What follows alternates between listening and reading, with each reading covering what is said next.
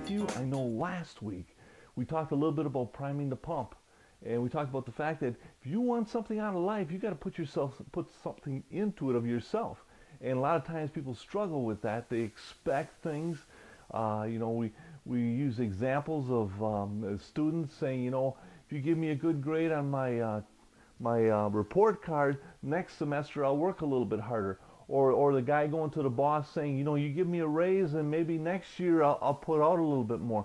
It just doesn't work that way. You got to put something of yourself into it before you can get something out. And that's the way those pumps work. Those old time pumps, you had to put a little bit of water in them to get water to come out of them. You could pump as much as you want and nothing would happen unless you put a little bit of something into it.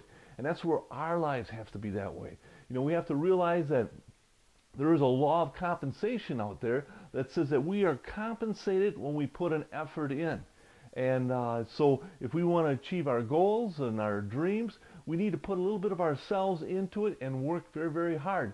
And I know an example I used in my class, we talked about the spaceships, and how that they've got these booster rockets on them that help get the spaceship off the ground. And these things are huge. The spaceship itself is just small compared to it because it takes so much to get it off the ground.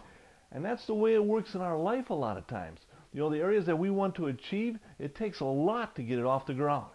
But once it's up there, it doesn't take a whole lot. And it's the same thing with the pump.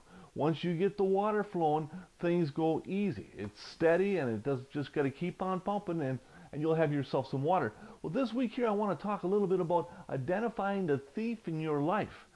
Talking about the passions and stuff that's happening in your life that you should have, that should be allowing you to opening up a treasure chest of dreams and abilities and all these things. But a lot of times people just don't seem to see this happening. And a lot of times what happens is there's a thief in their life. A thief that's wasting their time. A thief that is causing them to have certain attitudes about things, see things in a different way. And I think that one of the biggest thieves we've had in our society today is in the electronics end of things. I believe a lot of these electronic games, TV, you name it, that people are plugging themselves into it and they're getting all kinds of strange ideas about life and it's sucking the life right out of them.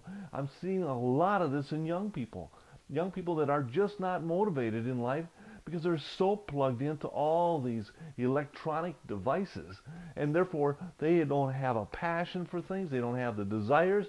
What needs to happen is people need to focus on things that are going to build something in their life and build some solid character and some solid foundations. And that's where we need to examine our lives and the passions we have and say to ourselves, is there some thief possibly that is swiping something out of our lives? I know there's a story that I like telling from time to time. It goes back into the 1800s.